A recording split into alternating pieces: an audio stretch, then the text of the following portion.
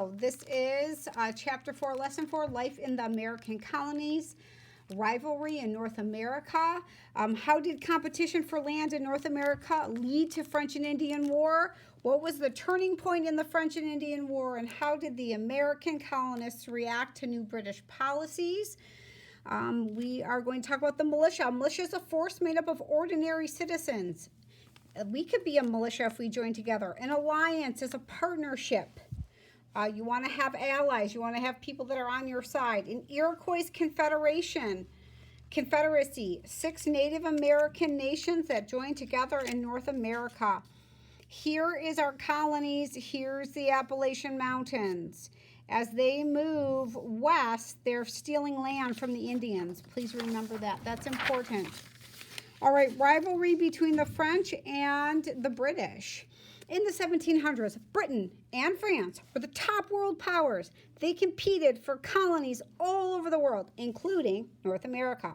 West of the 13 colonies, that picture I showed you on the first page, were the Appalachian Mountains. Beyond them was the Ohio River Valley. The large area had many natural resources. We want natural resources. Why?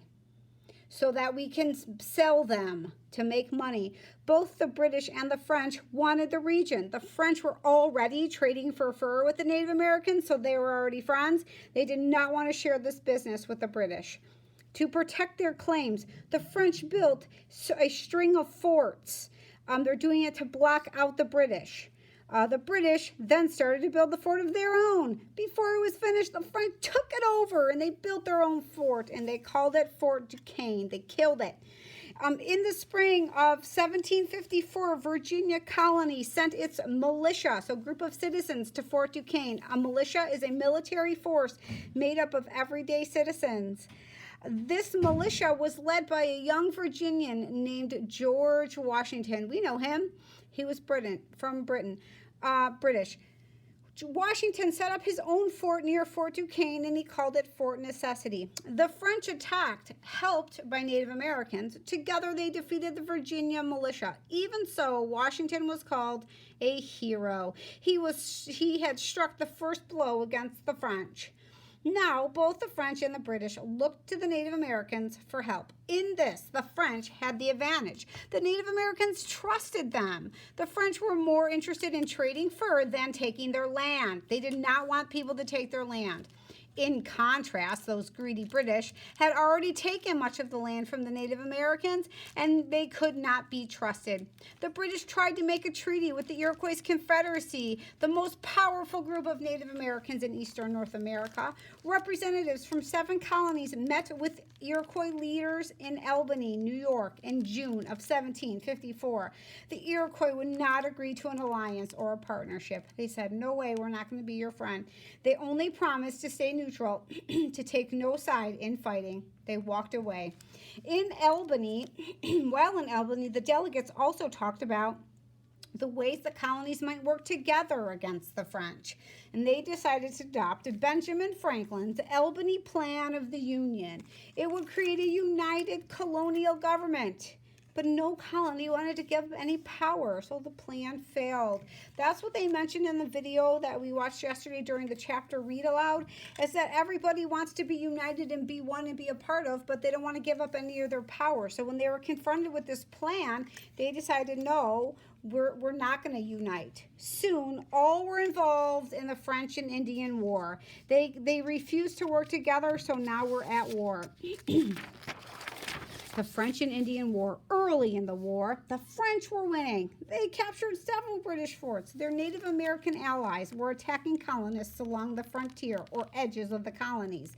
In 1757, William Pitt became the leader of the British government. He was a great military planner. He decided to send more trained British soldiers to fight in North America. Guess what? Soldiers and weapons and armies cost money. He also decided that Great Britain would pay the high cost of fighting the war for now.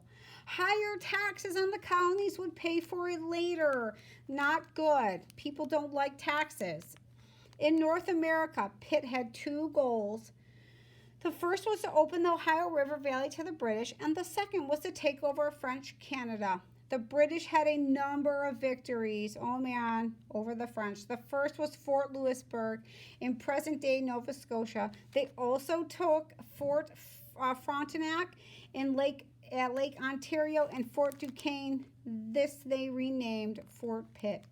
In September of 1759, the British won a major victory. They captured Quebec, the capital of New France. The following year, the British took Montreal. This ended the war in North America. The war continued in Europe until it finally ended with the Treaty of Paris. In the treaty, Great Britain received Canada, Florida, and the French lands east of the Mississippi. French lands west of the Mississippi, the Louisiana Territory, went to Spain. They got some very big pieces of land right here.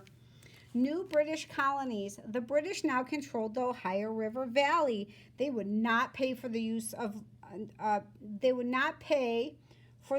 Native American land. That's upsetting to the Native Americans, huh? They raised the price for their trade goods. Nobody wants to have prices raised. Worst of all, settlers began moving west. Oh man, if they move west, they're going to take over more land, steal it from the Indians. In 1763, Pontiac, chief of an Ottawan village near Detroit, decided to fight back. His forces attacked British forts and killed settlers along the Pennsylvania and Virginia frontiers. This was called Pontiac's War. And then something surprising happened in Britain. King George III, he ruled that the colonists could not settle west of the Appalachian Mountains. This proclamation of 1763 was useful to the British. It calmed the fighting between the colonists and the Native Americans. It also stopped colonists from leaving their colonies on the coast, where the important markets and business were. Britain sent 10,000 troops to America to enforce the new rule. Do we think they're going to like the new rule? Colonists were alarmed. The proclamation limited their freedom of movement. British troops might take away their liberties.